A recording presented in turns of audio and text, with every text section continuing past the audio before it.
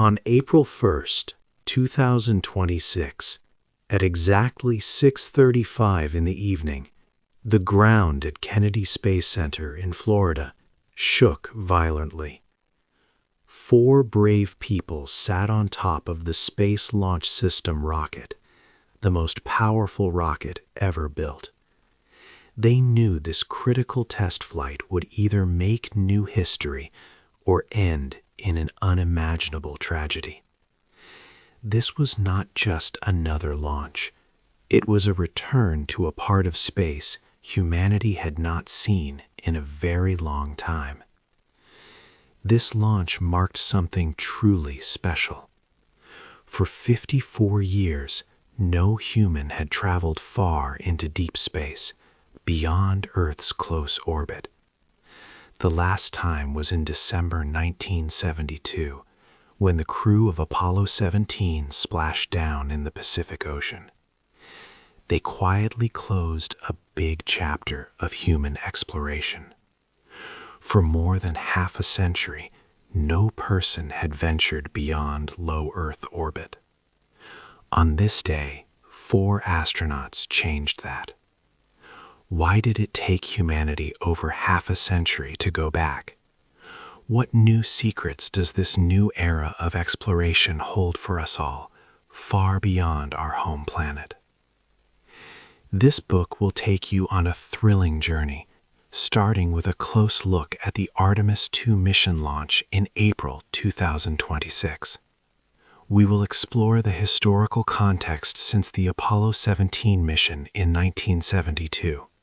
Understanding why such a long time passed before humanity decided to return. This chapter will outline the massive symbolic and scientific weight of the Artemis II mission. It is more than just a trip around the moon. It is a clear statement of humanity's will to reach further into the cosmos. The Artemis II mission is a very important test flight. It will not land on the moon, but it is a carefully planned dress rehearsal. This mission prepares us for ambitious lunar landings that NASA plans for the future. The data and experiences from Artemis II are critical. They will help us learn how to live and work safely far from Earth. This journey shows that humans still want to explore and discover new things. It reminds us of our shared dream to understand our place in the universe. The mission carries the hopes of many people, looking up at the sky with excitement for what comes next in human space travel. It is a moment that unites us, aiming for new heights in space. 2. Meet the crew. This chapter introduces the 4 brave people chosen for the Artemis II mission. Their names are Reed Wiseman, Victor Glover, Christina Koch, and Jeremy Hansen. They are carrying a big responsibility as they prepare to fly farther than any human has gone in over 50 years. These astronauts are special because they are breaking new ground in space travel, showing that humanity's reach is growing. Victor Glover is the first person of color, Christina Koch is the first woman, and Jeremy Hansen is the first person from a country other than the U.S. to travel near the moon. These are important milestones. They show a new way of thinking, many years after the Apollo missions, about who can explore space and who it is for. It highlights that space exploration belongs to everyone. Reed Wiseman is the mission commander. He is a U.S. Navy test pilot with much experience. He has flown in space before, living on the International Space Station for many months. His time there makes him deeply experienced in long space flights. He is known for being very calm under pressure and acts as the crew's anchor, keeping the team steady during their challenging journey. Victor Glover is the mission pilot. Like Wiseman, he is a Navy pilot and has served as a crew member on the International Space Station. He helped design the mission patch. This patch shows A2, but is styled to look like the word all. He explained, "We want everybody to be a part of this mission." His journey as the first black astronaut to fly near the moon is very important. It arrives at a time when talks about having different kinds of people in science and technology are still happening. Christina Koch is a NASA research engineer and astronaut. During an earlier trip to the International Space Station, she set a record for the longest single space flight by a woman. Her trip beyond Earth orbit on Artemis II is a huge step. For many young women watching from home, this moment will stay with them for their whole lives, inspiring them to reach for the stars. She serves as a mission specialist. Jeremy Hansen is a fighter pilot and astronaut from the Canadian Space Agency. He is a husband and father who grew up on a farm in London, Ontario. His presence on the crew is a result of many years of close work between Canada and NASA, especially with the International Space Station program. Canadian Prime Minister Mark Carney celebrated his flight, saying that Hansen's achievement shows Canada is a nation of explorers. Prime Minister Carney also noted he had spoken with U.S. President Donald Trump about the mission. Jeremy is also a mission specialist. These 4 astronauts are about to go on an amazing and unprecedented journey. They are ready to break records and inspire the world. They will face physical and mental dangers in the dark void of deep space. But one looming question remains. Are they truly ready for the unprecedented challenges that lie ahead, far from the safety of Earth? They will need immense courage and resilience to face the unknown, pushing the boundaries of human endurance. The quiet, dark void of space hides many tests, and the ultimate journey will test their limits. 3. A very big rocket. The Artemis II mission uses a very big rocket, the Space Launch System, or SLS. This is the largest and most powerful rocket ever built for humans. It stands 322 feet tall, like a 30-story building. Its enormous size shows the big challenge of leaving Earth. When the SLS lifts off, 2 solid rocket boosters and 4 main engines ignite. They create a huge force, 8.8 million pounds of thrust. This power lifts the 5.75 million pound rocket, helping it break free from Earth's strong gravity. The SLS is the only rocket that can send the Orion spacecraft, its crew and supplies, directly to the moon in one launch. This capability is important for future moon projects. Many parts of the SLS come from the old Space Shuttle program. For example, the 4 powerful RS-25 engines are refurbished engines from past missions. Reusing parts saved money and jobs. However, this choice caused some concern. Will these recycled parts hold up under the brutal pressures and fiery conditions of a deep space launch? This is a big question for the mission's success. On top of the SLS is the Orion spacecraft. This is home to the 4 astronauts for their 10-day trip around the moon. Orion is cone-shaped and built to survive harsh deep space travel and fast re-entry into Earth's atmosphere. It has special life support systems for the crew. These systems are being fully tested with humans for the first time. Below Orion is the European Service Module, built by the European Space Agency. It gives the crew power, water, and oxygen. This module shows how many countries work together. The sheer scale of this hardware, from the giant rocket to the small capsule, must work perfectly to reach the moon. The use of recycled parts is a controversial decision. Everyone hopes they will withstand the incredible forces needed to send humans to deep space. 4. Waiting to fly. Getting a rocket ready for space is a very hard job. For the Artemis II mission, the path to launch day was full of problems and long waits. NASA first wanted to begin putting the rocket parts together in September 2024, but things went wrong. There were issues with the Orion spacecraft's life support system. Also, the heat shield showed unexpected damage after the Artemis I test flight. Because of these problems, the schedule was delayed.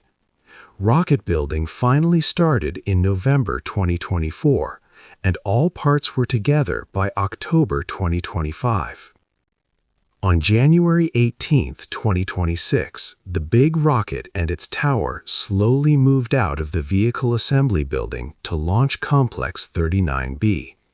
It was a proud moment, but more delays were coming. The mission planned to launch in early February, but it kept getting pushed back. First, there were hydrogen fuel leaks during a practice countdown. Then, problems happened with the upper stage propellant pressurization system. NASA worked to fix these issues. Then, on February 21, a helium flow problem appeared.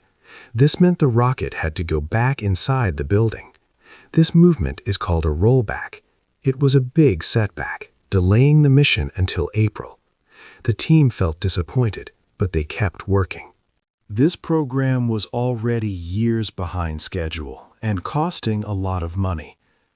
When the April launch day finally arrived, there was still drama. Just over an hour before the planned 6:24 p.m. launch, a system for ending the flight showed a problem. It briefly made the mission a no-go. Crews quickly used old legacy space shuttle-era equipment and an experienced worker to fix it. This avoided another delay. Weather was also a worry. Meteorologists watched the wind and thick clouds. A rule said the rocket must stay far from clouds that could cause lightning.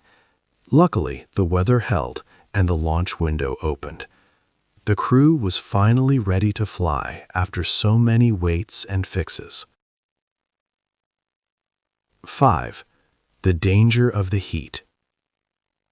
After the first uncrewed Artemis mission, called Artemis I, NASA made a worrying discovery. The Orion spacecraft had a special shield to protect it from extreme heat when it came back to Earth. This part is called the heat shield.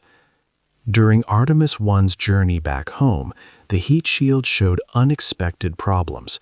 It was cracking and fragmenting in over 100 places. This damage was seen after the spacecraft re-entered Earth's atmosphere. This was a very big problem.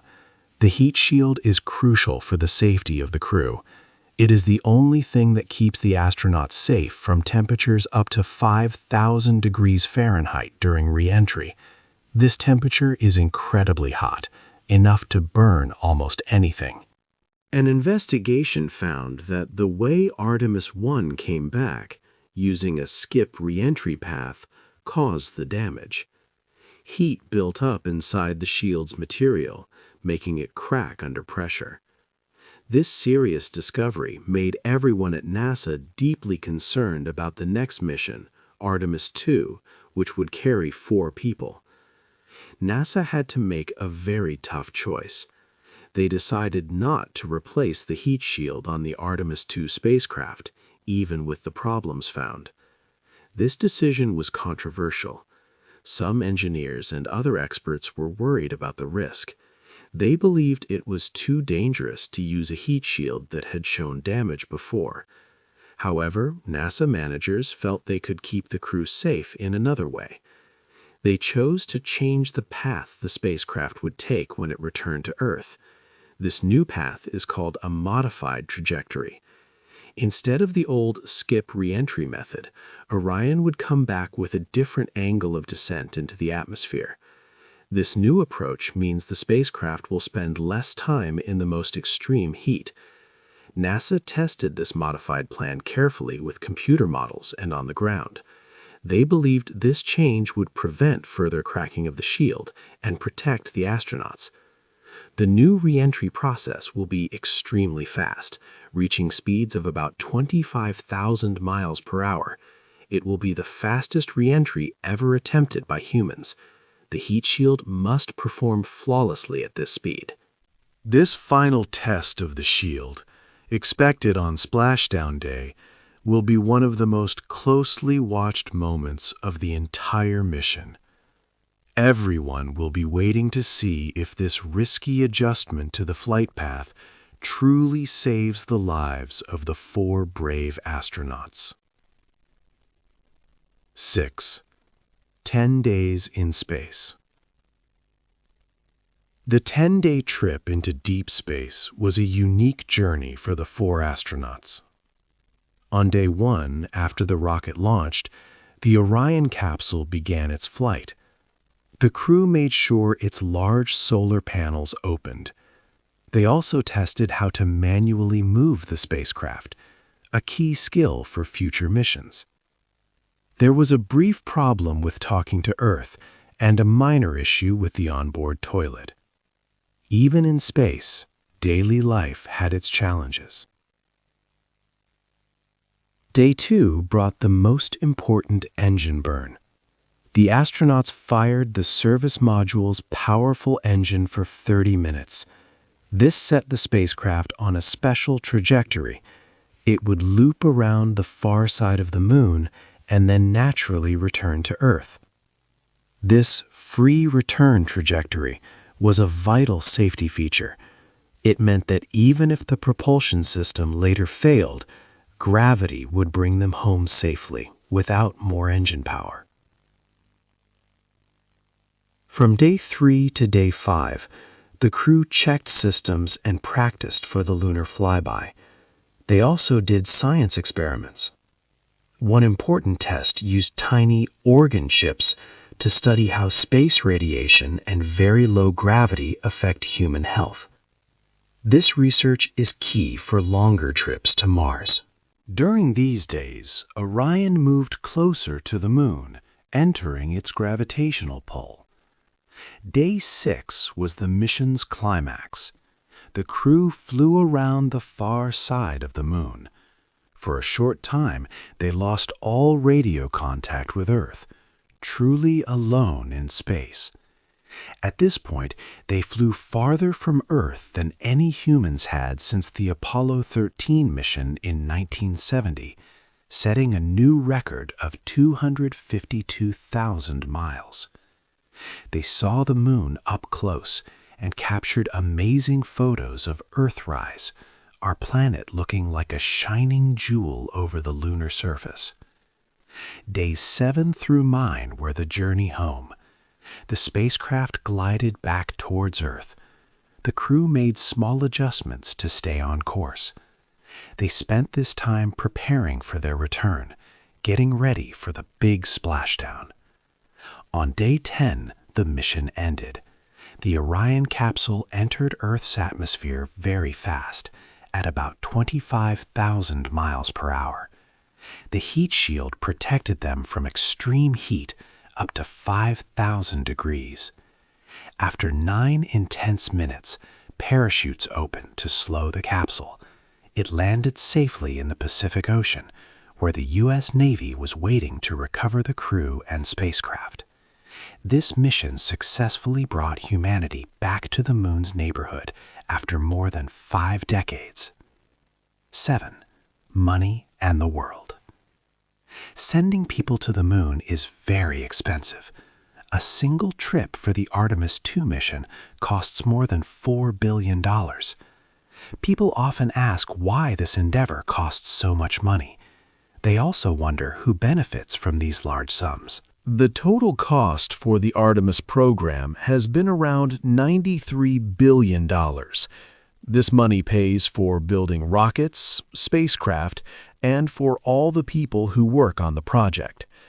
Some critics say this money should be spent on problems here on Earth, like poverty or health.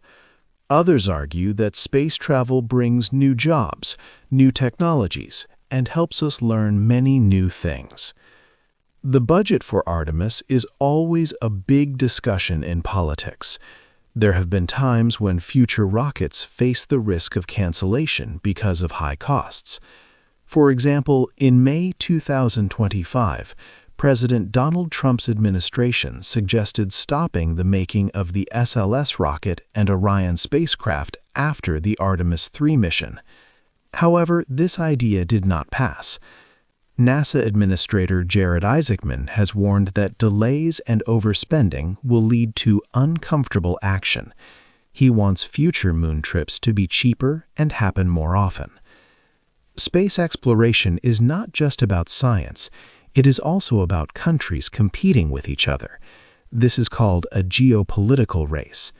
The United States wants to land astronauts on the moon by 2028.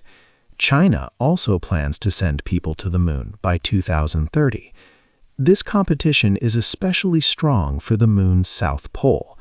Scientists believe there is a lot of water ice there. This ice could be used for drinking water, oxygen, and even rocket fuel.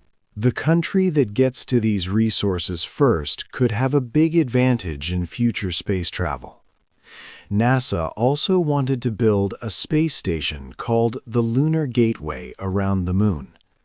It was meant to be a place where astronauts could stop before going to the moon's surface. However, this plan was canceled in March 2026, just before the Artemis II launch.